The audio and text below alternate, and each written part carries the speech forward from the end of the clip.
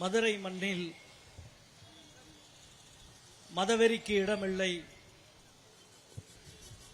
மதுரையின் வளர்ச்சி திட்டங்களை முன்னெடுப்போம், மக்கள் ஒற்றுமையை பாதுகாப்போம் என்ற முழக்கத்தோடு இன்றைய தினம் மார்க்சிஸ்ட் கம்யூனிஸ்ட் கட்சியின் சார்பில் இந்த முழு நாள் உண்ணாநிலை அறப்போராட்டம் நடைபெறுகிறது. இந்த போராட்டத்திற்கு தலைமையேற்றிருக்கிற கட்சியினுடைய மாநகர் மாவட்ட செயலாளர் தோழர் மா கணேசன் அவர்கள், புறநகர் மாவட்ட செயலாளர் தோழர் கே ராஜேந்திரன் அவர்கள், இந்த உண்ணாநிலை அறப்போராட்டத்தில் கருத்துரையாற்றுவதற்காக வருகை தந்திருக்கின்ற கட்சியினுடைய மாநில செயற்குழு உறுப்பினர்கள் தோழர் மதுக்கூர் ராமலிங்கம், தோழர் கே சாமுவேல் ராஜ், தோழர் அர்ஜுனன் அவர்கள், மாநில குழு உறுப்பினர்கள் தோழர் Ira Vijayarajan, S K Ponnuthai, S Bala, Tha Chellakannu, Theni மாவட்ட செயலாளர் அன்பு தோழர் ராமச்சந்திரன் அவர்கள், மதுரை மாநகராட்சியினுடைய பொறுப்பு மேயர் தோழர் நாகராஜன் அவர்கள் மற்றும் இந்த உண்ணாநிலை அறப்போராட்டத்தை வாழ்த்துவதற்காக வருகை தர இருக்கின்ற தோழமை கட்சியினுடைய தலைவர் பெருமக்கள், இந்த உண்ணாநிலை அறப்போராட்டத்தை நிறைவாக முடித்து வைத்து சிறப்புரையாற்ற வருகை தர இருக்கின்ற மார்க்சிஸ்ட் கட்சியினுடைய அரசியல் தலைமை குழு உறுப்பினர் தோழர் கே பாலகிருஷ்ணன் அவர்கள், இந்த போராட்டத்தில் திரளாக மதுரை மாவட்டத்திலிருந்து மாநகராட்சி பகுதிகளிலே இருந்து பங்கெடுத்திருக்கின்ற தோழர்கள் அத்தனை பேருக்கும், ஊடக நண்பர்களுக்கும், அனைத்து பகுதி மக்களுக்கும் எனது அன்பான வணக்கத்தினை முதலிலே தெரியப்படுத்திக் கொள்கின்றேன். மதுரை மண்ணில் மதவெறிக்கு இடமில்லை, வளர்ச்சி திட்டங்களை முன்னெடுப்போம், மக்கள் ஒற்றுமையை பாதுகாப்போம் என்ற முழக்கத்தோடு இந்த உண்ணாநிலை போராட்டத்தை மார்க்சிஸ்ட் கட்சி நடத்துகிறது. திருப்பரங்குன்றத்தில் திருக்கார்த்திகை தீபத்தை முன்னிட்டு RSS, பாஜக, இந்து முன்னணி போன்ற வலதுசாரி அமைப்புகள் புதிதாக கிளப்பியிருக்கிற பிரச்சனையை ஒட்டி தமிழ்நாட்டின் கவனமும் தேசத்தின் கவனமும் நம்முடைய மதுரையின் பக்கமும் திருப்பரங்குன்றத்தின் பக்கமும் திரும்பி இருக்கிறது. நாம் எதையெல்லாம் பேச வேண்டும், சமூகத்தினுடைய முன்னேற்றத்திற்கு, மதுரையினுடைய முன்னேற்றத்திற்கு, திருப்பரங்குன்றத்தின் முன்னேற்றத்திற்கு, இங்கு வாழுகிற மக்களின் வாழ்க்கை தர முன்னேற்றத்திற்கு எதுவெல்லாம் பேச வேண்டும் என்று தொடர்ந்து பேசிக்கொண்டும் போராடி கொண்டும் இருக்கிறோமோ அவற்றிலிருந்து முற்றிலும் திசை மாற்றி அவர்களது ஒரு பேசுபொருளை பேசுகிற களமாக மாற்ற முயற்சி செய்து கொண்டிருக்கிறார்கள். அதற்கு எதிராக தமிழ்நாடும் மதுரையும் திருப்பரங்குன்றமும் மிக வலிமையாக தங்களது எதிர்வினையை ஆற்றிக் கொண்டிருக்கிறது. அவற்றின் ஒரு பகுதிதான் இன்றைக்கு நடக்கிற இந்த உண்ணாநிலை போராட்டம். நான் இப்பொழுது நடைபெற்றுக் கொண்டிருக்கின்ற இந்த பிரச்சனைக்குள்ளே வருவதற்கு முன்பு ஒரு சிறிய வரலாற்றை நினைவுபடுத்தி விட்டு வரலாம் என்று நான் நினைக்கின்றேன். திருப்பரங்குன்றத்திற்கென்று ஒரு மிகப்பெரிய சிறப்பு இருக்கிறது. அநேகமாக நான் அறிந்தவரை இந்திய திருநாட்டில் ஒரு வழிபாட்டு தலம், ஒரு கோவில் 3000 ஆண்டுகளாக தொடர்ந்து இலக்கியங்களால் பாடப்பட்டு கொண்டே இருக்கிற, வரலாற்று தடயங்கள் இருக்கிற ஒரு திருத்தலம் என்றால் அநேகமாக அது திருப்பரங்குன்றம் மட்டுமாகத்தான் இருக்கும் என்று நான் நினைக்கிறேன். 3000 ஆண்டாக சங்க இலக்கியங்களில் பரங்குன்றம் அவ்வளவு அழகாக பேசப்படுகிறது. பரங்குன்றம் என்றால் குளிர்ந்த அழகிய ஒரு குன்றம், பரங்குன்றம். அது பின்னால் திருப்பரங்குன்றமாக, தென்பரங்குன்றமாக, தன்பெருங்குன்றமாக பல சொற்களால் அழைக்கப்படுகிறது. அந்த திருப்பரங்குன்றத்தில் முதலில் தமிழினுடைய முதல் கடவுள் முருகன், கொற்றவையினுடைய மகன், கொற்றவை சிறுவ என்று சங்க இலக்கியம் முருகனை சொல்லுகிறது.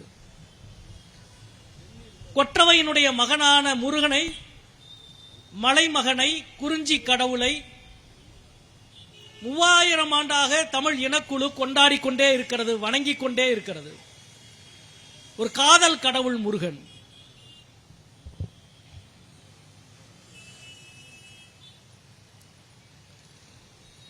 தொடர்ந்து 3000 ஆண்டுகளாக வணங்கிக் கொண்டே இருக்கிறது. இங்க ஒரு ஸ்பீக்கர் இருக்கு, சொல்லுங்க.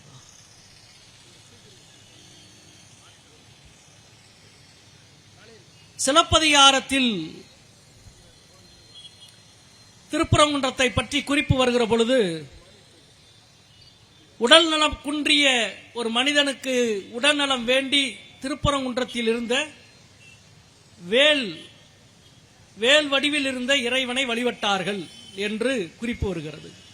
வேல் கோட்டம் என்று அதற்கு பெயர். அதாவது உருவ வழிபாடு துவங்குவதற்கு முன்பே வேலை வைத்து வழிபடுகிற ஒரு மரபு இருந்தது. வேல் வழிபாடு நடந்த இடமாக பரங்குன்றம் இருந்தது.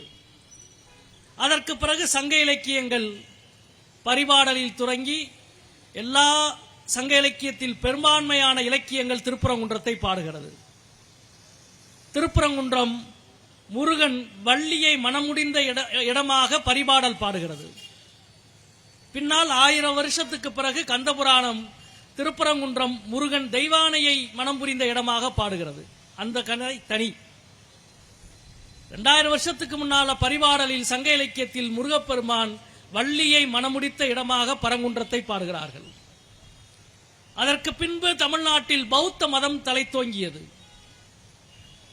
பௌத்த மதம் தலைத்தோங்கிய பொழுது திருப்பரங்குன்றம் பௌத்த தலமாக மாறியது. பௌத்த பிக்குகள் திருப்பரங்குன்றத்தின் குகைகளிலே வாழ்ந்தார்கள். வாழ்ந்ததற்கான அடையாளமாக கல்வெட்டை பொறித்தார்கள். பௌத்த பள்ளிகளை நடத்தினார்கள். பௌத்த அறத்தை போதித்தார்கள். பௌத்த நெறிகளை மக்களிடம் பரப்பினார்கள். அது சில 100 ஆண்டு காலம் பௌத்தர்களுடைய ஆளுகையின் கீழ் திருப்பரங்குன்றமும் இந்த மண்ணும் இருந்தது. அதற்கு பிறகு சில 100 ஆண்டுகளுக்கு பிறகு சமணர்கள் திருப்பரங்குன்றத்தில் மிக முக்கியமான ஒரு பகுதியாக மாறினார்கள்.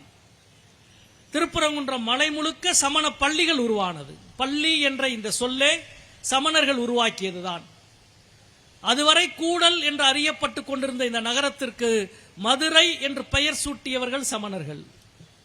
அழகர் கோவிலுக்கு பக்கத்திலே இருக்கிற கல்வெட்டில் மதுரை என்ற சமண பள்ளி கல்வெட்டு சொல்லுகிறது.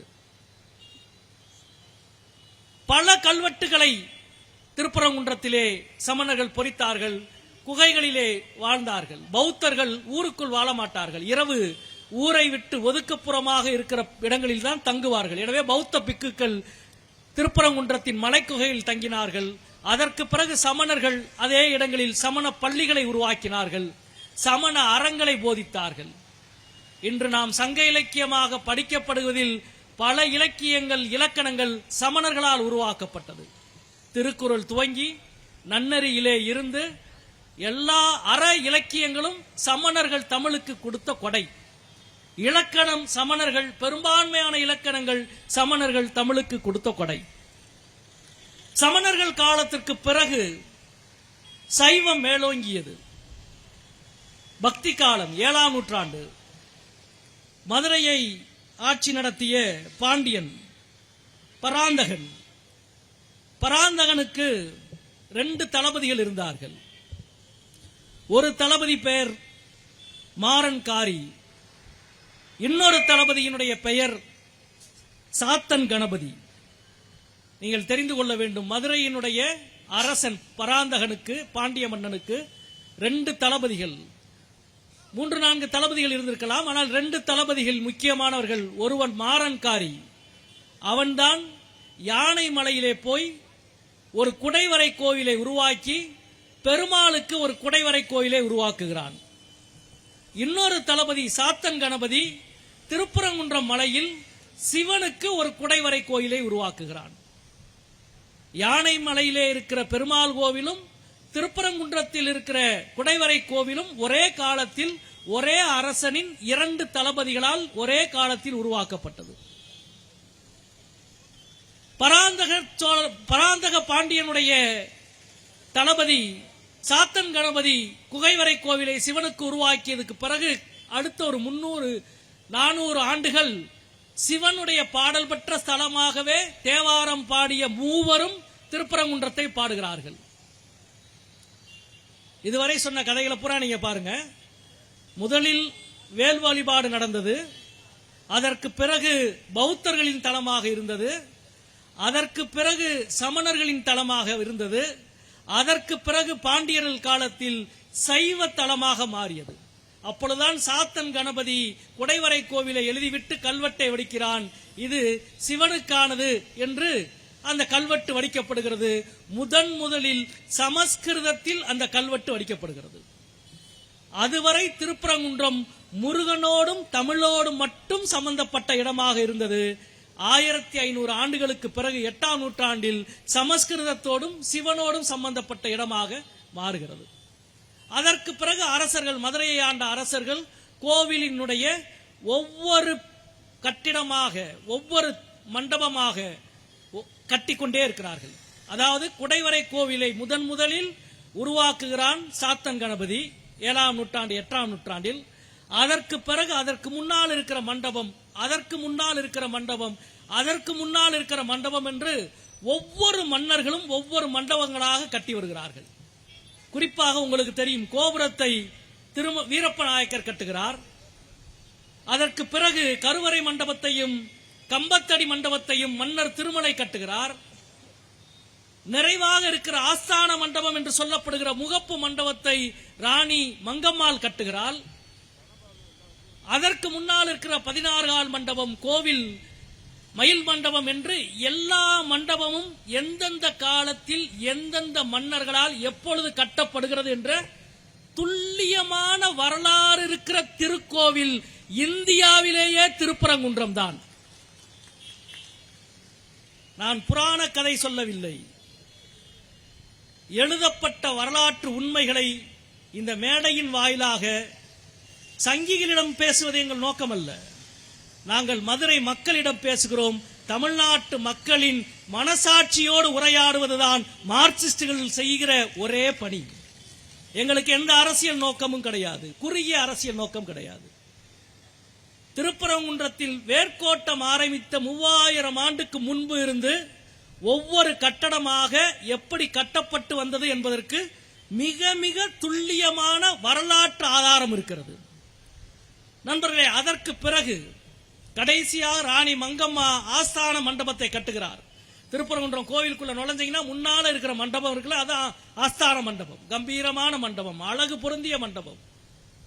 தமிழ்நாட்டின் சிற்ப கலைக்கு உதாரணமான மிக மிக அபூர்வமான சிற்பங்கள் தஞ்சாவூரில் அதிகம் இருக்கிறதா, காஞ்சிபுரத்தில் அதிகம் இருக்கிறதா, மதுரையில் அதிகம் இருக்கிறதா என்று ஒரு பட்டிமன்றம் நடத்தினால் அந்த பட்டிமன்றத்தில் மதுரையில் இருக்கிற சிற்பங்களை பற்றி 24 மணி நேரம் பேசுவதற்கு கூட நாங்கள் தயாராக இருக்கின்றோம். தஞ்சாவூர் சிற்பத்தை குறைத்து மதிப்பிடவில்லை, காஞ்சிபுரம் சிற்பத்தை குறைத்து மதிப்பிடவில்லை. ஆனால் அவ்வளவு கலை பொக்கிஷங்கள் இருக்கிறது. முருகப்பெருமானை தெய்வானைக்கு மனம் முடித்து கொடுக்கிற அந்த முகப்பு சிற்பம் இருக்கிற திருக்கல்யாண சிற்பம் அவ்வளவு நுட்பமானது. அதில் மதுரை பெண்கள் தெரிந்து கொள்ள வேண்டிய ஒன்று இருக்கிறது. அந்த திருக்கல்யாண சிற்பத்துக்கு நேர் எதிராக ராணி மங்கம்மாளின் சிற்பம் இருக்கிறது. மதுரையை ஆண்ட மக்கள் அரசி என்று மங்கம்மாளுக்கு பெயர். எந்த கிராமத்துக்கும் சாலைக்கு இன்னைக்கு போனாலும் இது மங்கம்மா சாலை என்று மதுரையில், ராமநாதபுரத்தில், சிவகங்கையில் அவ்வளவு சாலைகள் இருக்கும், சத்திரங்கள் இருக்கும். பயணிகள் பயணித்தால் தங்குவதற்கு சத்திரமும் குடிப்பதற்கு கிணறும் தானமும் சாப்பாடும் கொடுக்கிற ஏற்பாடு இருந்தது. சத்திரம்னா நம்மால் நினைக்கிறா எல்லாரும் போய் தங்குற இடம் என்று. எல்லாரும் பயணிகள் தங்கலாம், ஆனால் வலியற்றவர்களுக்கும் வக்கற்றவர்களுக்கும் வயோதிகர்களுக்கும் உணவு கொடுக்கிற இடம் சத்திரம். அதுதான் அறம். குழந்தைகளுக்கும் பெண்களுக்கும் உணவு கொடுக்கிற இடம். திருக்கல்யாண கோலம் இருக்கிற மண்டப சிலைக்கு நேர் எதிராக மங்கம்மாளின் சிலை இருக்கிறது. ராணி, மதுரையை பேரரசை ஆட்சி செய்த ராணி மங்கம்மாளின் சிலை இருக்கிறது. அந்த சிலை அவ்வளவு நுட்பமாக வடிக்கப்பட்ட சிலை. ஆனால் அபூர்வம் என்ன தெரியுமா? மங்கம்மாளினுடைய கழுத்தில் ஒரு முத்து மாலை கூட இருக்காது. தமிழ்நாட்டின் சிற்பக்கலை வல்லுநர்கள் எழுதி வைத்திருக்கிறார்கள், ஒரு பேரரசியின் கழுத்தில் முத்து மாலை இல்லாமல் வடிக்கப்பட்டிருக்கிற சிலை அது. நான் பேரரசியாக கூட இருக்கலாம், ஆனால் முத்துக்களின் மீது எனக்கு மோகமில்லை என்று சொன்னவள் மங்கம்மாள் என்ற செய்தி அதிலே இருக்கிறது என்று சிற்பக்கலை வல்லுநர்கள் சொல்கிறார்கள். நண்பர்களே, இதில் அதற்கு பிறகு பிரிட்டிஷ் ஆட்சி வருகிறது. நாயக்கர் காலங்களில் சுல்தான்கள் வீழ்த்தப்படுகிறார்கள். சுல்தான்களுக்கு பிறகு நாயக்கர் ஆட்சி வருகிறது. நாயக்கர் ஆட்சிக்கு பிறகு பிரிட்டிஷ் ஆட்சி வருகிறது. கிழக்கிந்திய கம்பெனி ஆளுகிறார்கள். கிழக்கிந்திய கம்பெனி அதுவரை அரசர்களின் கட்டுப்பாட்டில் இருந்த கோவில். கிழக்கிந்திய கம்பெனி வந்த பிறகு இந்த கோவிலை நிர்வகிப்பது யார் என்ற கேள்வி வந்து சிறிது காலம் ராமநாதபுரம் ஜமீன் இந்த கோவிலின் நிர்வாக பொறுப்பை ஏற்றுக்கொண்டிருக்கிறது 1800களில். அதற்கு பிறகு சிறிது காலம் மதுரை ஆதீனம் பண்டார சந்நிதி திருப்பரங்குன்றம் கோவில் பொறுப்பை ஏற்றுக்கொண்டு நடத்தியது, மதுரை சைவ ஆதீனம். அதற்கு பிறகு கிழக்கிந்திய கம்பெனி நிர்வாக குழு அமைக்கிறது. தொடர்ந்து நிர்வாக குழு செயல்பட்டுக் கொண்டே இருக்கிறது. சுதந்திரத்துக்கு பிறகு தேவஸ்தான போர்டு உருவாக்கப்படுகிறது. 1983 வரை மதுரை மீனாட்சி அம்மன் கோவிலும் திருப்பரங்குன்றம் கோவிலும் ஒரே தேவஸ்தான போர்டின் கீழ் இருக்கிறது. 83க்கு பிறகு திருப்பரங்குன்றம் தனி அறங்காவலர் குழுவாக உருவாக்கப்படுகிறது. நண்பர்களே, 3000 ஆண்டுக்கு முன்பு கட்டிடமே உருவாகாமல் ஒரு வேல் மட்டும் வைத்து வழிபாடு நடத்திய காலத்திலிருந்து 3000 ஆண்டாக எந்த இடைவெளியும் இல்லாமல் வரலாற்று குறிப்புகளை தன் மார்பு முழுவதும், நெஞ்சு முழுவதும், உடல் முழுவதும் தாங்கி நிற்கும் திருக்கோவில் திருப்பரங்குன்றம் என்பதை அழுத்தந்திருத்தமாக நான் இங்கே பதிவு செய்கிறேன். இவ்வளவு மண்டபங்கள், இவ்வளவு தூண்கள், ஒவ்வொரு தூணுக்கும் ஒரு வரலாறு இருக்கிற பொழுது, இவ்வளவு வரலாறு இருக்கிற பொழுதே ஒரு கதையை கட்டிக்கிட்டு ஒரு ஆள் வர்றாங்க இருந்து. 41 கல்வெட்டு இருக்கிறது திருப்பரங்குன்றத்தில். எனக்கு தெரிந்து எந்த கோவில் தலங்களிலும் 41 கல்வெட்டுகள் கிடையாது. 41 கல்வெட்டு, 3000 ஆண்டுகளாக எழுதப்பட்ட கல்வெட்டுகள் 41 கல்வெட்டுகள் இருக்கிறது. நீங்க என்ன வேணாலும், எந்த கோவில், எந்த மண்டபம், எதுக்கும் தெளிவான வரலாற்று குறிப்பு ஆவணம் இருக்கிறது. நீங்க எந்த கேள்வி கேட்டாலும் அதுக்கு பதில் இருக்கிறது. இது வரலாறு சார்ந்த விஷயம். இன்னொரு பக்கம் மரபு, பழக்க வழக்கம் சார்ந்த விஷயம். அது என்ன என்று கேட்டால், ஒவ்வொரு சமூகமும் எந்தெந்த பூஜை செய்ய வேண்டும், கோவிலினுடைய பணியை எந்தெந்த சமூகம் எவ்வளவு செய்ய வேண்டும், எந்த பணியை செய்ய வேண்டும், அவர்களுக்கு என்ன நிலம், அவர்களுக்கு மானியம் என்ன என்ற ஒரு முழுமையான கட்டுக்கோப்பு பல நூறு ஆண்டாக, பல ஆயிரம் ஆண்டாக அங்கே இருக்கிறது. அதிலும் எந்த குழப்பமும் இல்லை. நண்பர்களே, அதாவது 3000 ஆண்டாக இந்த கோவிலினுடைய நிர்வாகம், கோவிலினுடைய வழிபாட்டு முறை, அதற்கு சமூகங்களுக்கான பங்களிப்பு என்பது மிக தெளிவாக ஒரு முழு ஸ்ட்ரக்சர், முழு கட்டமைப்பு இருக்கிறது. மீனாட்சி அம்மன் கோவிலில் அந்த கட்டமைப்பு ஒரு 70 ஆண்டுக்கு முன்பு மாற்றப்பட்டு விட்டது. ஆலய நுழைவு போராட்டம் நடந்ததை ஒட்டி மீனாட்சி அம்மன் கோவிலினுடைய சமூக கட்டமைப்புகளில் நிறைய விஷயங்கள் நடந்ததை நீங்கள் பார்த்திருப்பீர்கள். திருப்பரங்குன்றம் கோவிலில் அந்த மாற்றங்களோ குழப்பங்களோ கூட ஏற்படவில்லை. தெளிவான கட்டமைப்பு என்பது இருக்கிறது. நீங்க திருப்பரங்குன்றம் கோவில்ல எங்க தீபம் போடணும், முருகனுக்கு தீபத்துக்கு திரி எதுல இருந்து எடுக்கணும், எதுக்கு நெய் என்ன நெய் ஊத்தணும் அப்படின்றத உள்பட எழுதி வச்சிருக்கான். தாமரை உருக்கி நூல் எடுத்து தனிப்பசுவின் நெய்யுருக்கி தூண்டா விளக்கரியும் சுப்பையா சந்நிதியில் என்று எழுதியிருக்கிறான். நூலை எந்த தாமரையிலிருந்து நூலை எடுக்கணும், அந்த நூலுக்கு எண்ணெய்க்கு திரி போடுறதுக்கு எண்ணெய் ஊத்தணும்ல, அந்த நெய்யை எங்க எடுக்கணும்னா பசு மடத்துல இருந்து நெய்யை வாங்கிட்டு வரக்கூடாது. பல மாட்டு பாலிலிருந்து உருவாக்கிய நெய்யை பயன்படுத்தக்கூடாது. தனி பசுவின் நெய்யுருக்கி, தனி பசு திருப்பரங்குன்றம் கோவில் சந்நிதியில் விளக்கேற்றுவதற்கென்று நெய்யுக்கு ஒரு பசு நேர்ந்து விடப்பட்டு தனி பசுவின் நெய்யுருக்கி அதில் தூண்டா விளக்கரியும் சுப்பையா சந்நிதியில் என்று எழுதி வைத்திருக்கிறார். நம்மளே கோவில், கட்டடம், மரபு, வழிபாடு எல்லாவற்றுக்கும் மிக மிக தெளிவான பதிவுகள். ஒன்னும் சாதாரண விஷயம் கிடையாது. தமிழ் சமூகத்தினுடைய மிக மிக முக்கியமான வரலாற்று உணர்வினுடைய வெளிப்பாடாக திருப்பரங்குன்றம் இருக்கிறது. கார்த்திகைக்கு வழிபடுவது இன்னைக்கு நேற்றைக்கு கிடையாது. தமிழகத்தினுடைய தமிழருடைய அறிவு மரபில் கார்த்திகைக்கு மிக மிக முக்கியமானது இருக்கிறது. கார்த்திகை என்பது ஒரு நட்சத்திர கூட்டம். அந்த நட்சத்திர கூட்டத்தில் 6 நட்சத்திரங்கள் பெரிய நட்சத்திரங்கள். அந்த 6 நட்சத்திர கூட்டத்தோடு நிலவு இருக்கிற காலம் கார்காலம், மழைக்காலம். அந்த 6 நட்சத்திர கூட்டத்தோடு சூரியன் இருக்கிற காலம் கோடை காலம், வெயில் காலம். மழைக்காலம், வெயில் காலம் என்பதை சூரியனையும் நிலவையும் வைத்து நாம் கணித்ததாக பலர் நினைக்கிறார்கள். சூரியனையும் நிலவையும் வைத்து கணிக்கப்பட்டதல்ல. கார்த்திகை நட்சத்திர கூட்டத்தோடு நிலவு நேரடியாக இருந்தால் அது கார்காலம், கார்த்திகை நட்சத்திர கூட்டத்தோடு சூரியன் நேரடியாக இருந்தால் அது கோடை காலம். மலையில் இருந்த மக்கள் வானியல் அறிவை அவ்வளவு நுட்பமாக புரிந்து உருவாக்கினார்கள். எனவே தான் மலை மகன் முருகனை கார்த்திகை நட்சத்திரத்தோடு ஒப்பிடுகிற, புரிந்து கொள்ளுகிற, வழிபடுகிற மரபு இங்கே உருவானது. நம்முடைய மாதங்கள், மாதத்தின் துவக்கம் இன்னைக்கு 1ஆம் தேதி ஆரம்பிக்கிறோம். அது பிரிட்டிஷ் காலண்டர். தமிழ் மாதங்களினுடைய துவக்கம் பௌர்ணமியிலிருந்து துவங்கியது. உங்களுக்கு தெரியும், மார்கழி திங்கள் மதி நிறைந்த நன்னாளால் என்ற பாடல் உங்களுக்கு தெரியும். மார்கழி திங்கள் என்றால் மார்கழி மாதம், மதி நிறைந்த பௌர்ணமி. பௌர்ணமி அன்னைக்கு தான் ஒரு மாதம் ஆரம்பிக்கும். முழு நிலவு நாளன்று தான் தமிழ் மாதம் துவங்கும். கார்த்திகையின் முழு நிலவு நாளன்று துவங்குகிற தமிழ் மாதத்தில் வழிபடுகிற முருகனுக்கு எங்கே விளக்கேற்ற வேண்டும், என்ன விளக்கேற்ற வேண்டும், என்ன திரியேற்ற வேண்டும், திரிக்கு என்ன நெய் வைக்க வேண்டும் என்பது உட்பட தமிழ் சமூகம் எழுதி வைத்து, நம் முன்னோர்கள் எழுதி வைத்து நம்மிடம் கொடுத்திருக்கிறார்கள். அதுதான் நமக்கு மிகப்பெரிய கொடை, மிகப்பெரிய கொடை.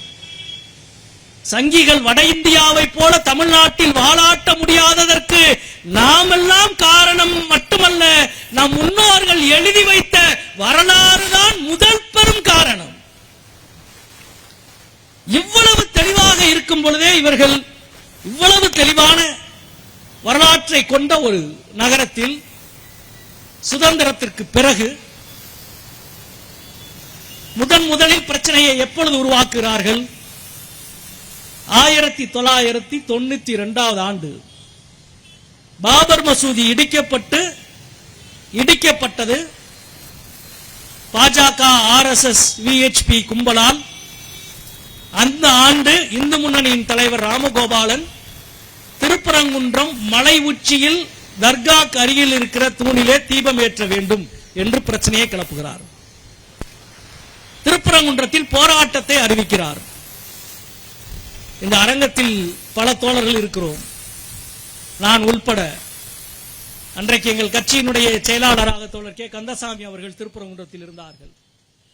எங்கள் முன்னாள் மாவட்ட செயலாளர் தோழர் சி. ராமகிருஷ்ணன் அவர்கள், இன்றைக்கு புறநகர் மாவட்ட செயலாளராக இருக்கிற தோழர் கே. ராஜேந்திரன் அவர்கள், பல தோழர்கள். சங்கிகள் இந்து முன்னணி திருப்பரங்குன்றத்தில் ஒரு மத கலவரத்தை, மத பிரச்சனையை உருவாக்கிய பொழுது 92 இருந்து 10 ஆண்டு காலம் எந்த சமரசமும் செய்யாமல் சங்கிகளுக்கு எதிராக மகத்தான மக்கள் இயக்கத்தை கட்டி எழுப்பிய கட்சி மார்க்சிஸ்ட் கம்யூனிஸ்ட் கட்சி என்பதை இந்த நேரத்தில் நான் பதிவு செய்ய கடமைப்பட்டிருக்கிறேன். நாங்கள் மட்டுமல்ல, மொத்த திருப்பரங்குன்றம் மக்களும் எங்களோடு இருந்தார்கள். தவத்திரு குன்றக்குடி அடிகளார், இப்பொழுது இருக்கிற பொன்னம்பல சுவாமிகள் அல்ல, இவருக்கு முன்னால் இருந்த தவத்திரு குன்றக்குடி அடிகளார் இதே போன்ற ஒரு உண்ணாவிரதத்தை திருப்பரங்குன்றத்தில் நாங்கள் நடத்தினோம். உண்ணாவிரதத்தை தவத்திரு குன்றக்குடி அடிகளார் வந்து துவக்கி வைத்தார். துவக்கும் பொழுது சொன்னார், இது கம்யூனிஸ்டுகள் நடத்துற உண்ணாவிரதம் இல்ல, பட்டையும் கொட்டையும் போட்டிருக்கிற ஒருவனை விடாத எல்லாவா, இது நாம நடத்த வேண்டிய உண்ணாவிரதம் என்று சொன்னார் குன்றக்குடி அடிகளார். ஏனென்றால் மீனாட்சிபுரத்தில் மண்டைக்காட்டில் எவ்வளவு பெரிய கொடூர விலையை தமிழர்களுக்கு ஏற்படுத்தி விட்டார்கள் இவர்கள். எனவே அதை போல நிகழ்ந்துவிடக் கூடாது என்று அந்த உண்ணாவிரதம் நடந்தது. 10 ஆண்டு 14 ஆண்டு 2007-8 தான் அந்த உண்ணாவிரதத்தின் பொழுது அது அந்த பெரிய போராட்டத்தினால் ஏற்பட்ட பிரச்சனைகள் வழக்குகள் எல்லாம் 15 ஆண்டுகள் நடந்து 2007-8 ஆண்டு முடிந்தது. 1992 பாபர் மசூதி இடிக்கப்பட்ட பிறகு மீண்டும் இங்கே துவங்க வேண்டும், அதே போன்ற ஒரு கலவரத்தை, அதே போன்ற ஒரு மத பிரச்சனையை உருவாக்கி இந்துக்களினுடைய வாக்குகளினுடைய அரசியலுக்கு அது பயன்படும் என்று தொடர்ந்து முயற்சி செய்த பாஜக, இந்து முன்னணி, வலதுசாரிகள் அதற்கு பிறகு சோர்ந்து கைவிட்டு வெளியேறினார்கள். இது முடிஞ்சது. இது முதல் பார்ட். செகண்ட் பார்ட் ஒன்று இதுல இப்ப ஆரம்பிச்சிருக்கு. இந்த செகண்ட் பார்ட் எங்க ஆரம்பிக்குதுன்னா 2019 ஆண்டு பாபர் மசூதி ராம ஜென்ம பூமி வழக்கில் உச்சநீதிமன்றத்தினுடைய சிறப்பு அமர்வு கொடுத்த தீர்ப்புக்கு பிறகு ஆரம்பிக்கிறது.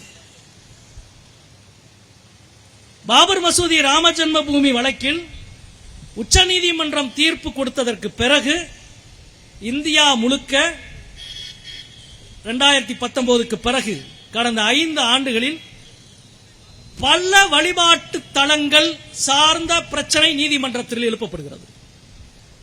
குறிப்பாக நண்பர்களே, போன 2024-25 மட்டும் 18 வழக்குகள் பதிவு செய்யப்பட்டிருக்கிறது.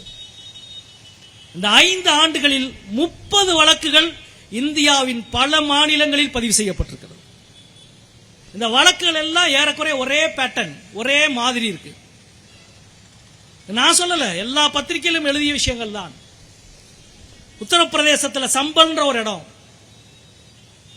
ஏஎஸ்ஐ இந்திய தொல்லியல் துறை கட்டுப்பாட்டில் இருக்கு. திடீரென்று ஒருவர் கிளம்பி போறார். அந்த மசூதி, சம்பல்ல இருக்கிற மசூதி இந்திய தொல்லியல் துறை கட்டுப்பாட்டில் இருக்கிற மசூதி.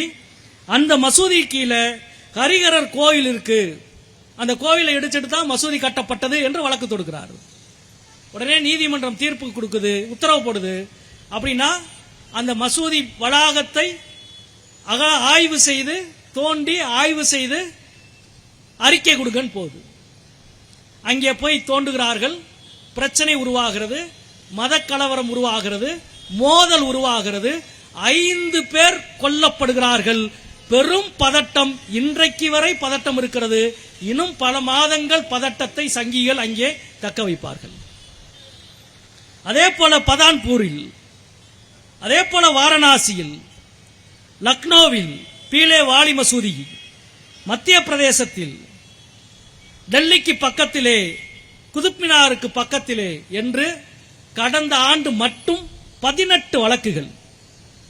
ஒரே மாதிரி தான் ஒரு வழிபாட்டு தலம் இருக்கும், அது சார்ந்து ஒரு கதை, இது எங்கள் நம்பிக்கை என்ற அடிப்படையில் ஒரு வழக்கு தொடுக்கப்பட்டு அந்த நம்பிக்கைக்கான சட்ட வடிவத்தை நீதிமன்றத்தின் மூலம் பெற்றுவிட்டு, சட்ட வடிவத்தை நாங்கள் பெற்றுவிட்டோம், எனவே இதை அமுல்படுத்துவோம் என்று களத்திலே வந்து கலவரத்தை உருவாக்குவது.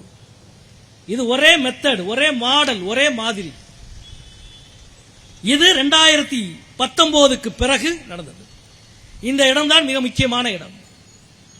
நண்பர்களே, சமீபத்தில் இந்த வழக்கு சார்ந்த விஷயங்களை பற்றி, திருப்பரங்குன்றம் வழக்கு, தனி நீதிபதியுடைய தீர்ப்பு, அதற்கு பிறகு 2 நீதிபதிகளுடைய விசாரணை, இவற்றையெல்லாம் நான் விரிவாக பேசப் போவதில்லை. அது எல்லாம் நீங்கள் தெரிந்த விஷயங்கள் தான். ஆனால் இந்த தனி நீதிபதி கடந்த அமர்வில் ஒரு கேள்வி கேட்டார். நான் போட்ட உத்தரவை மதுரை மாவட்ட ஆட்சியர், திண்டுக்கல் மாவட்ட ஆட்சியர், கன்னியாகுமரி மாவட்ட ஆட்சியர் 3 பேரும் நிறைவேற்றவில்லை. இவங்க 3 பேரும் சொன்ன காரணம் அல்லது இதை அணுகிய விதம் ஒரே பேட்டர்னா இருக்கு, ஒரே மாடலா இருக்கு. அது எப்படி என்று கேள்வி எழுப்பியதாக ஊடகத்தில் செய்தி வந்தது. அது உண்மையா இல்லையா என்பதை அரசு பதில் சொல்லும். ஆனா நமக்கு இருக்கிற சந்தேகம், இந்த ஒரே பேட்டர்ன் இருக்குல்ல, இந்த பேட்டர்ன் இந்தியா முழுக்க சில வழக்குகளில் ஒரே பேட்டர்ன் இருக்கு. அது எப்படி? அதாவது இதுவரைக்கும் சுதந்திர இந்தியாவில் 75 வருஷம் வாழ்ந்தவங்க எல்லாரும் இங்க இருக்கிறாங்க, நம்ம எல்லாம் இருக்கிறோம். ஒரு ஊர்ல ஒரு சின்ன பிரச்சனை வரும், அந்த பிரச்சனை கலவரமா மாறும். அந்த கலவரத்தை அடக்க காவல்துறை தலையிடும்.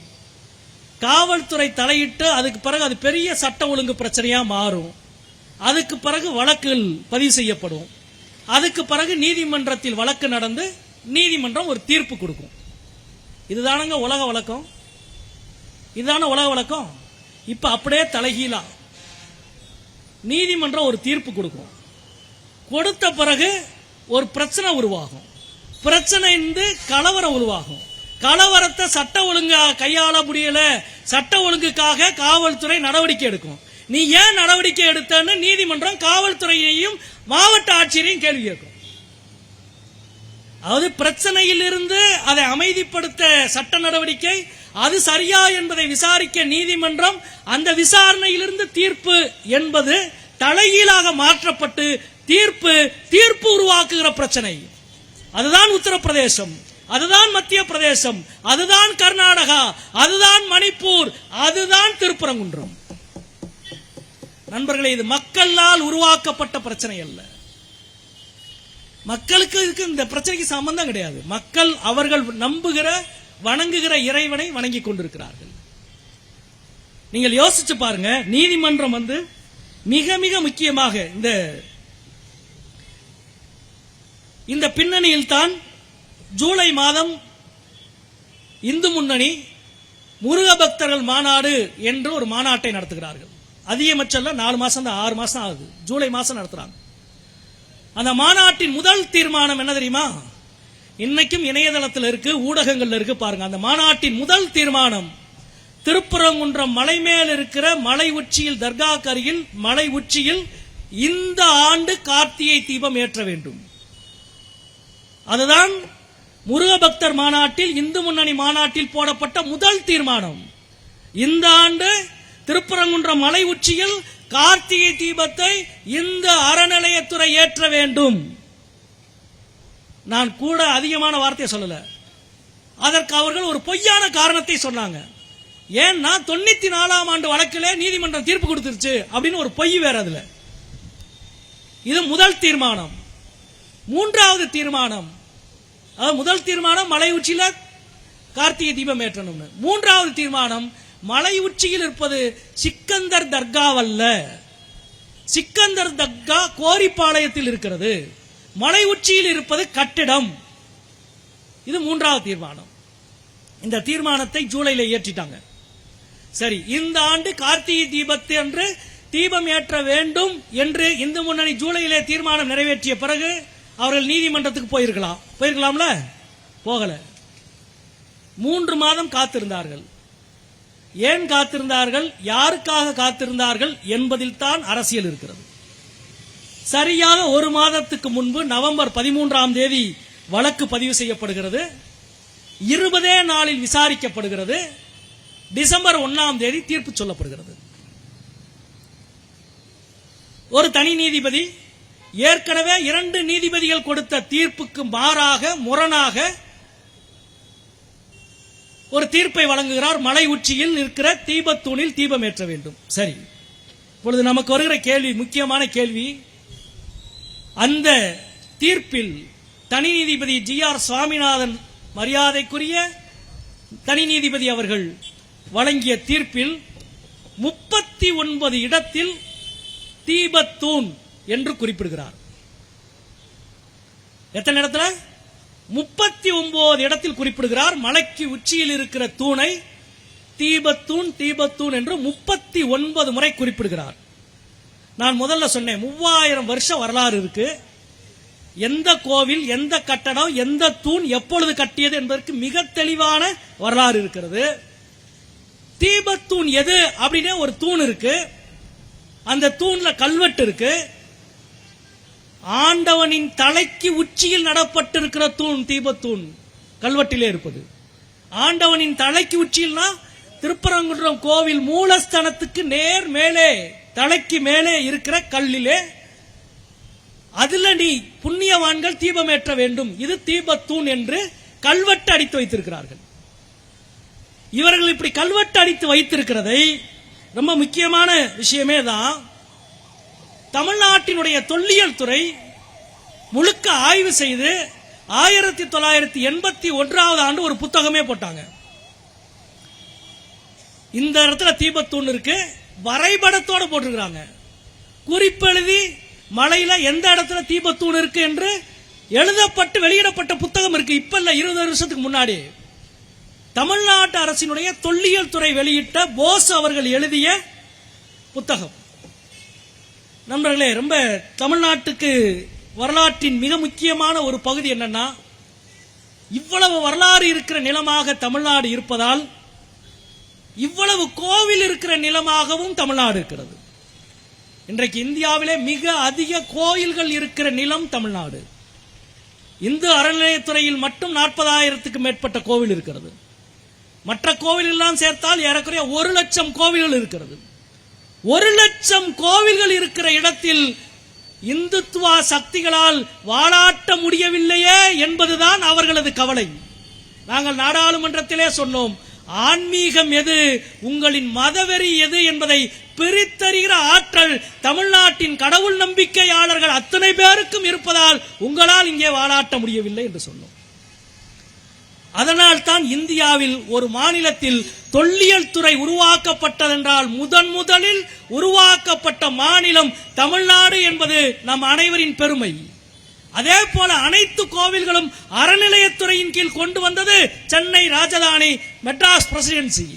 அதனால்தான் இன்றைக்கு தமிழ்நாடு, ஆந்திரா, கேரளா, கர்நாடகா, தெலுங்கானா உள்ளிட்ட தென் மாநிலங்களின் கோவில்கள் அனைத்தும் அறங்காவலர் துறையில் இருக்கிறது.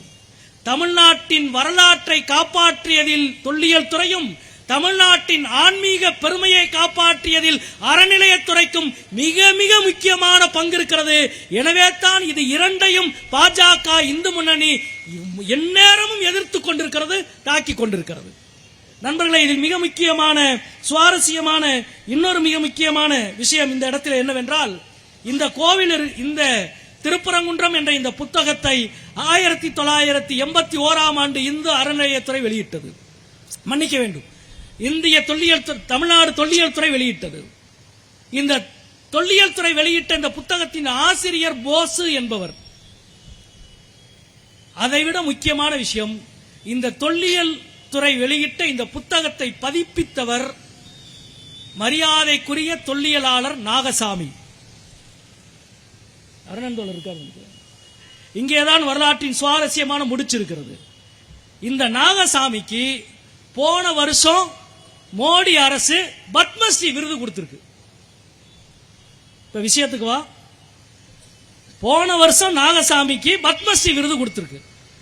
ஏன் பத்மஸ்ரீ விருது கொடுத்துச்சுன்னா, இந்த நாகசாமி தான் ஒரு பெரிய வரலாற்று புரட்டை செய்தார். என்னன்னா, திருக்குறள் என்பது சமஸ்கிருதத்தில் எழுதப்பட்ட வேதத்தின் மொழிபெயர்ப்பு என்று புத்தகம் போட்டார்.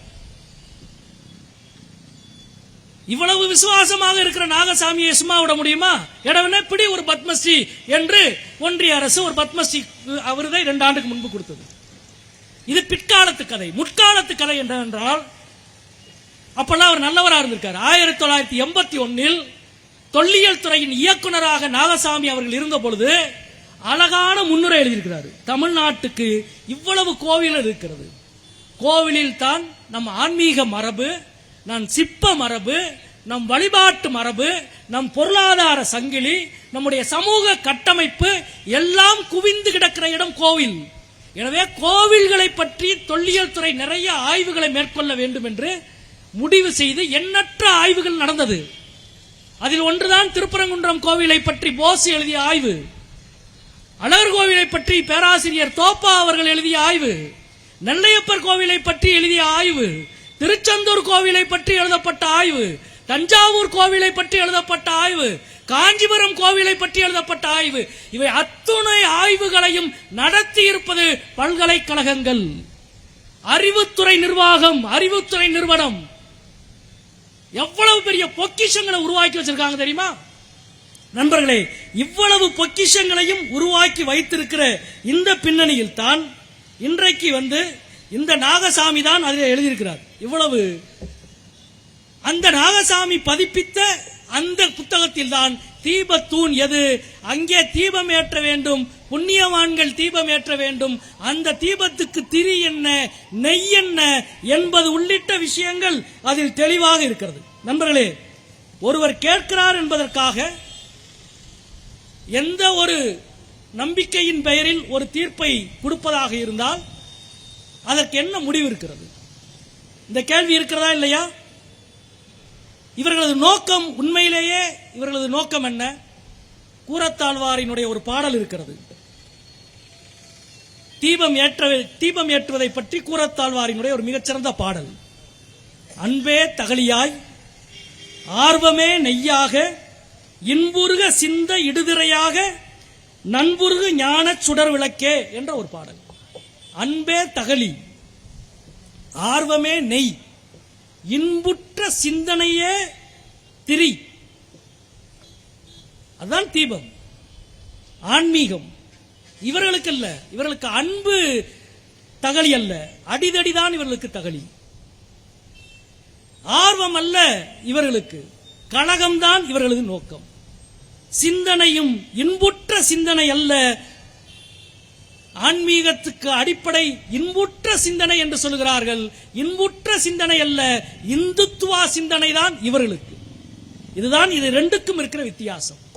எனவே இவ்வளவு வரலாற்று பெருமை இருக்கிற இந்த ஊரில் வரலாற்றை திரிக்கிற வேலையை இன்றைக்கு எப்படி செய்கிறார்கள் என்பதை பார்க்கிறோம். இதில் நமக்கு பெரிய அதிர்ச்சி அதிமுகவினுடைய செயல்பாடு. கூட்டணி வச்சுக்கலாம், தேர்தலில் இடம் சீட்டு பிரிச்சுக்கலாம், போட்டியிடலாம் என்பது வேறு. ஆனால் பாஜகவினுடைய இந்துத்துவா குரலிலேயே பேச துணிகிற கட்சியாக இன்றைக்கு அதிமுக மாறி இருப்பதை வேதனையோடு பார்க்கிறோம். மிகப்பெரிய வேதனையாக இருக்கிறது. பேரறிஞர் அண்ணா அவர்களின் பெயரை தன் கட்சியின் பெயராக வைத்திருக்கிற ஒரு கட்சி எவ்வளவு மோசமான முடிவெடுக்கிறது என்பதை பார்க்கிறோம். இது வரலாற்றில் என்ன விசித்திரம்னா, திருப்பரங்குன்றம் கோவிலை பற்றிய முதல் புத்தகத்தை வெளியிட்ட அரசு மரியாதைக்குரிய எம்ஜிஆர் அவர்களின் அரசு. 81 தொல்லியல் துறை வெளியிட்ட பொழுது தமிழ்நாட்டின் முதலமைச்சர் எம்ஜிஆர் அவர்கள், அவருடைய வாழ்த்தோடு தான் அந்த புத்தகம் வெளிவருகிறது. மாண்புமிகு எம்ஜிஆர் அவர்கள் முதலமைச்சராக இருந்த பொழுதுதான் தீபத்தூண் என்பது எது என்பதற்கு இலக்கணம் வகுக்கப்பட்டு புத்தகம் பிரிண்ட் ஆகி தமிழக அரசு வெளியிட்டிருக்கிறது. எம்ஜிஆரை விட சிறந்த நிர்வாகியா எடப்பாடி? எம்ஜிஆருக்கு இருக்கிற கடவுள் பக்தியை விட எடப்பாடிக்கு அதிக கடவுள் பக்தி இருந்து விட்டதா? மரியாதைக்குரிய எம்ஜிஆரின் அரசு சொன்ன முடிவுக்கு எதிராக நீங்கள் செயல்பட்டால் அதிமுக எம்ஜிஆரின் விசுவாசி அல்ல, மோடி அமித்ஷாவின் விசுவாசி எடப்பாடி என்று மக்கள் உங்களை காரி உமிழ்வார்கள். நண்பர்களே, அது மட்டுமல்ல, இந்த வழக்கு மீண்டும் வருகிறது 94. நான் முதல்ல குறிப்பிட்டேன், 92 பாபர் மசூதி இடிக்கப்பட்ட பிறகு திருப்பரங்குன்றத்தில் கலவரம், தமிழ்நாடு முற்போக்கு எழுத்தாளர் சங்கத்தின் சார்பாக அவ்வளவு பெரிய இயக்கம். அன்றைக்கு எங்கள் பொதுச் செயலாளராக இருந்த இங்கே பேராசிரியர் அருணன் கதிரேசன் அவர்கள் அந்த போராட்டத்தை, நான் முதலிலே சொன்னேன், குன்றக்குடி அடிகளார் அவர்கள் துவக்கி வைத்தார். பேராசிரியர் அருணன் அவர்கள் அந்த உண்ணாவிரத போராட்டத்தை முடித்து வைத்தார் என்பதை இந்த நேரத்தில் வரலாற்று பெருமையோடு இங்கே பதிவு செய்ய வேண்டும் என்று நாங்கள் நினைக்கிறோம். எங்கள் போராட்டம் இன்றைக்கு நேற்றைக்கான போராட்டம் அல்ல. எங்கள் போராட்டம் மனுஸ்மிருதி தோன்றிய காலத்திலிருந்து அதற்கு முன்னால் தோன்றிய வள்ளுவனின் காலத்திலிருந்து துவங்கியது எங்கள் போராட்டம். அடிமைத்தனத்தை வேதத்தின் பெயரால் நீங்கள் நிலைநிறுத்த தோற்ற பொழுது வேதத்தின் அடிமைத்தனம் அல்ல, சமத்துவம் தான் எங்கள் சிந்தனை என்று 3000 ஆண்டுக்கு முன்பு துவங்கியது எங்கள் போராட்டம். 94 வழக்கு வருகிறது. நீதிமன்றத்தில் திருப்பரங்குன்றம் கோவிலின் 4 ஸ்தானிய பட்டரும் நீதிமன்றத்தில் எழுத்துப்பூர்வமாக தாக்கல் செய்கிறார்கள்.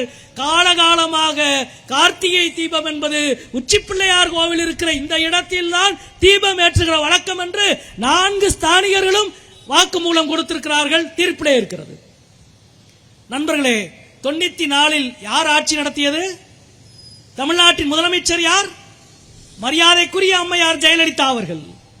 மரியாதைக்குரிய அம்மையார் ஜெயலலிதா முதலமைச்சராக இருந்த பொழுது அவர் கட்டுப்பாட்டில் இருந்த இந்து அறநிலைத்துறையில் கோவில் நிர்வாகம் உச்சிப்பிள்ளையார் கோவிலில் இருக்கிற தீபத்தூணில் தான் தீபம்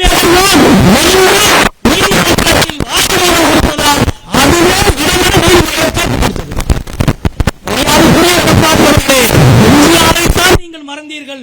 ஜெயலலிதா அவர்களையும் மறந்து விட்டீர்களே, இது உங்களுக்கே நியாயமா? அதிமுக தொண்டன் உங்களை பார்த்து கேள்வியே கேட்க மாட்டானா? மதுரை மக்கள் உங்களை பார்த்து கேள்வியே கேட்க மாட்டார்களா?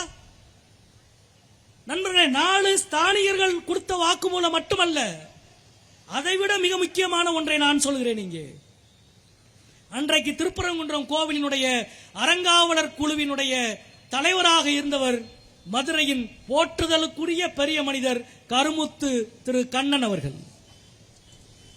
கருமுத்து கண்ணன் அவர்கள் அறங்காவலர் குழு தலைவர் என்ற முறையில் நீதிமன்றத்தில் வாக்குமூலம் கொடுத்திருக்கிறார்.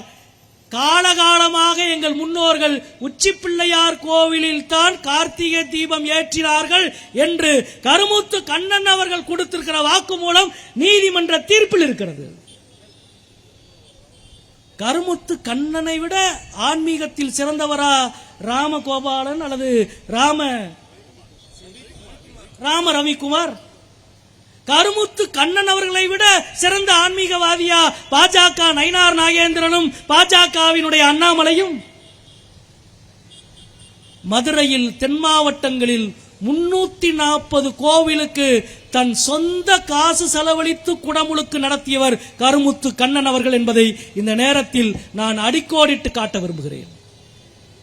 மதுரை மீனாட்சி அம்மன் கோவிலில் 16 ஆண்டு காலம் அறங்காவலர் குழுவின் தலைவராக இருந்தார். மீனாட்சி அம்மன் கோவிலின் பொற்றாமரை குளத்தில் 15 ஆண்டுக்கு முன்பு பெரிதாக தண்ணீர் நிற்பதில்லை. வருடத்துக்கு 4-5 மாசம் காஞ்சிருக்கும்.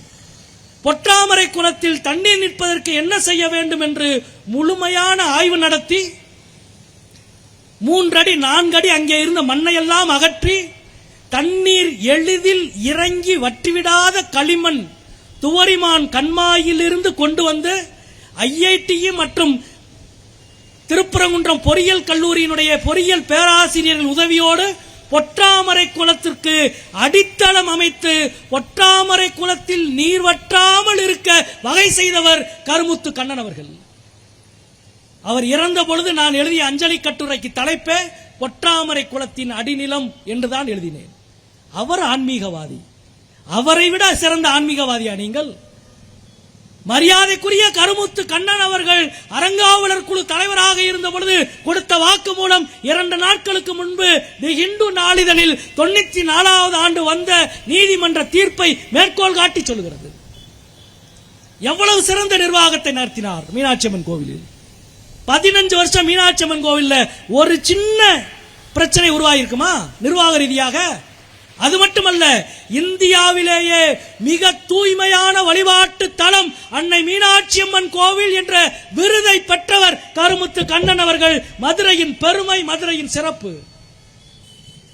பிரசாதத்துக்கு கூட என்னைக்கும் ரேட் ஏற்றினதே கிடையாது. இப்ப அவர் இல்ல, உடனே ஏத்திட்டாங்க. போன மாசம் 10 ரூபா லட்டு 15 ரூபாய் ஆயிடுச்சு. கேட்க வேண்டிய மக்கள் பிரச்சனையை விடாமல் கேட்பது மார்க்சிஸ்டுகள் மட்டும்தான். அது மக்களின் சாப்பாட்டிலிருந்து பக்தர்களுக்கு கொடுக்கிற லட்டு வரைக்கும் விலையை ஏற்றாதே என்று சொல்லுகிற திறனும் தைரியமும் அரசியல் உறுதியும் எங்களுக்கு தான் இருக்கு. அதிமுக இன்றைக்கு முழுமையாக சரண்டர் ஆயிருக்கு.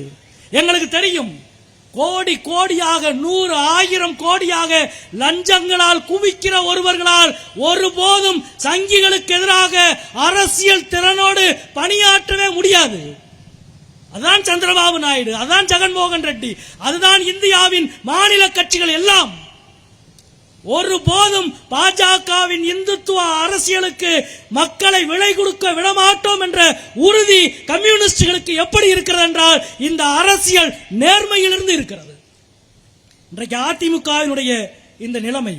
அதே போல இறுதியாக இந்துத்துவ கும்பலுக்கு நாங்கள் சொல்லிக் கொள்வோம், நீங்கள் நினைக்கிற மதுரை, நீங்கள் நினைக்கிற நிலம் தமிழ்நாடு அல்ல, நீங்கள் நினைக்கிற நிலம் மதுரை அல்ல. வட இந்தியாவின் மரபு எப்படியோ எங்களுக்கு தெரியாது, தமிழ்நாட்டின் மரபு தனி. எங்க கேரக்டரவே நீங்க புரிஞ்சுக்கல என்ற வசனம் மதுரையின் ஒவ்வொரு மைந்தனுக்கும் பொருந்தும், தமிழ்நாட்டின் ஒவ்வொரு மைந்தனுக்கும் பொருந்தும். அவ்வளவு கத்தி கூப்பாடு போட்டுக்கிருக்கு RSS இந்து முன்னணி. திருப்பரங்குன்றத்தில் சந்தனக்கூடு தேர் போகிறது, இந்து பக்தர்களும் இஸ்லாமியர்களும் வரிசையாக நின்று சந்தனக்கூடு தேரை இழுத்து கொண்டு போய் வணங்குகிறார்கள். அதுதான் திருப்பரங்குன்றம். சித்திரை திருவிழாவுக்கு கோரிப்பாளையத்தில் நின்று இஸ்லாமிய மக்கள் அணி அணியாக வந்து ஒரு பக்கம் ரோஸ் மில்கை கொடுக்கிறார்கள், இன்னொரு பக்கம் ஜிகர்தண்டா கொடுக்கிறார்கள். அதுதான் மதுரை. பங்குனி வீதிக்கு, பங்குனி உத்திரத்திற்கு திருப்பரங்குன்றத்தினுடைய பால்குடம் உங்களுக்கு தெரியும். மதுரையிலே இருந்து அவ்வளவு பால்குடம் வரும். இந்த வருடமும் நீங்கள் போருங்கள், மதுரையிலிருந்து வருகிற பால்குடத்திற்கு கீழமாசி வீதியில் கிச்சாபாய் சந்தன கடையில் வாசலில் நின்று பால்குடம் தூக்கி கொண்டு போகிற கால்களில் எல்லாம் சந்தனம் தடவுகிற மைந்தர்கள் மதுரையின் மைந்தர்கள் என்பதை நான் இங்கே அடிக்கோடிட்டு காட்ட விரும்புகிறேன். அது மட்டுமல்ல, இதோ போங்க சேக்கிப்பட்டி, இந்த மாதம் முழுக்க ஜல்லிக்கட்டு நடக்க போகிறது. சேக்கிப்பட்டி ஜல்லிக்கட்டுக்கு போங்கள். சேக்கிப்பட்டி கருப்பணசாமி ஜல்லிக்கட்டின் முதல் மாடு தர்காவால் வளர்க்கப்படுகிற தர்கா மாடுதான் சாமி மாடாக அவிழ்த்துவிட்டு ஜல்லிக்கட்டை துவக்குகிற மரபு மதுரையின் மரபு, தமிழ்நாட்டின் மரபு. இந்த மரபை அவ்வளவு எளிதில் வீழ்த்தி விடுவோம் என்று நீங்கள் நினைக்க வேண்டாம். நண்பர்களே, இறுதியாக பாஜகவுக்கு, மதுரை மக்களுக்கு நாங்கள் சொல்லிக்கொள்ள விரும்புவது, மதுரையினுடைய மார்க்சிஸ்ட் கட்சியின் ஊழியர் என்ற முறையிலும் மதுரையின் நாடாளுமன்ற உறுப்பினர் என்ற முறையிலும் இந்த வழக்கு நீதிமன்றத்தில் நடந்து அரசு பதில் சொல்லி மீண்டும் நீதிமன்ற ஒரு உத்தரவுகள் நடைமுறைகளாக மட்டுமே இருந்திருந்தால் இந்த கூட்டமே நாங்கள் நடத்தியிருக்க மாட்டோம். கருத்தியல் தளத்தில் மட்டும் அதை சந்தித்திருப்போம். ஆனால் நீதிமன்றத்தை ஒரு வாய்ப்பாக பயன்படுத்தி தொடர்ந்து மக்களிடம் பிரச்சாரம், போராட்டம், தினசரி பாஜகவின் தலைவர்கள் யாராவது ஒருவர் வந்து இந்த பிரச்சனையை பேசுவது, சமூக வலைதளங்களில் கட்டற்ற வெறுப்பு. எவ்வளவு, எனக்கெல்லாம் ஒரு 40 வீடியோ வெளியிட்டாங்க. நீங்கள் சமய நல்லிணக்கத்தை பேசினால் அடுத்த நிமிடம் சமூக ஊடகங்களால் நீங்கள் தாக்கப்படுவீர்கள்.